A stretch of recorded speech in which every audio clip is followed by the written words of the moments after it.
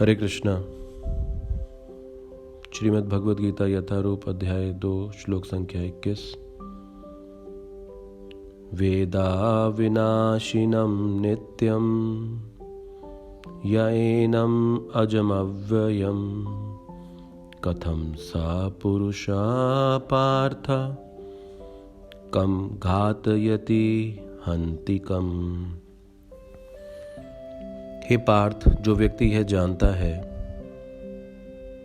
कि आत्मा अविनाशी, अजन्मा, शाश्वत तथा अव्यय है, वह भला किसी को कैसे मार सकता है या मरवा सकता है। तो इस श्लोक में भगवान कृष्ण अर्जुन को 2 शब्दों से पुकार रहे हैं। एक है वेद और दूसरा पार्थ। तो वेद शब्द का अर्थ यहाँ पर दिया गया है जो जानता है। क्या जानता है? कि आत्मा अविनाशी है, नित्यम है, अजन्मा है, निर्विकार है।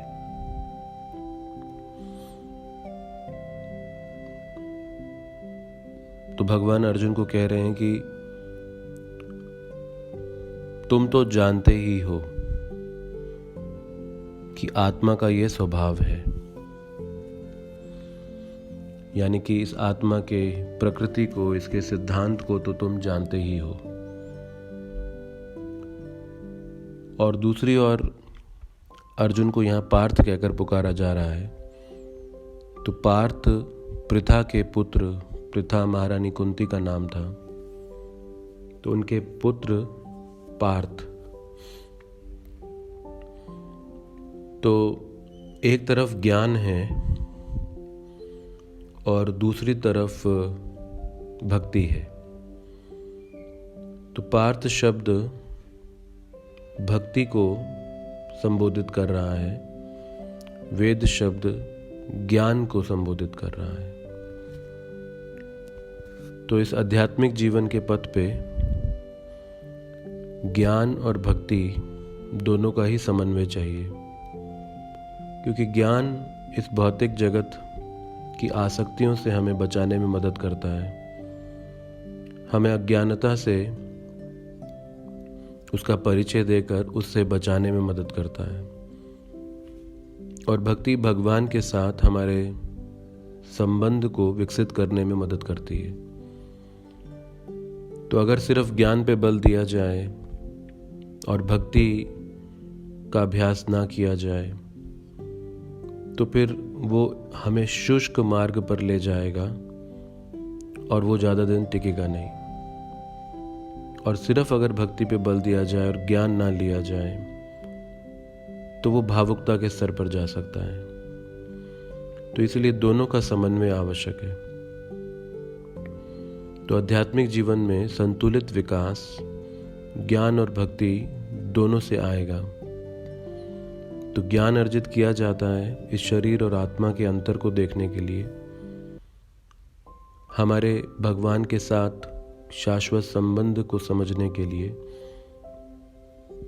लेकिन उसका विकास भक्ति के स्तर पे होगा। इसीलिए भगवद गीता और श्रीमद् भागवतम जैसे शास्त्रों में जो ज्ञान दिया है वो हमें इस मनुष्य जीवन में समझने का प्रयास करना चाहिए और समझने के उपरांत अपने आप को भक्ति के कार्यों में लगाना चाहिए। तो भक्ति के कार्यों में भगवान के बारे में सुनना, उनका नाम जप करना, उनकी अर्चना करना, उनको भोग अर्पित कर कुछ स्वीकार करना, अपने जीवन का उनको केंद्र बना के हर वस्तु को सबसे पहले उनको अर्पित करना, ये हमारा भक्ति में संबंध भगवान के साथ स्थापित करेगा। और ज्ञान हमारी रक्षा करेगा माया से अप्रभावित रहने में। तो ये श्लोक हमें दोनों के समन्वय का संदेश दे रहा है। इसीलिए भगवान कहते हैं कि वेद यानी कि जो जानता है आत्मा का स्वभाव, वो भला कैसे इस अज्ञानता में हो सकता है। तो जानना एक बात है, लेकिन जानने के उपरांत अगर उसका अभ्यास ना किया जाए तो भी ना जानने के बराबर हो जाता है। और वो अभ्यास ज्ञान को विज्ञान यानी कि ज्ञान को भक्ति में परिवर्तित करने से होगा। हरे कृष्ण।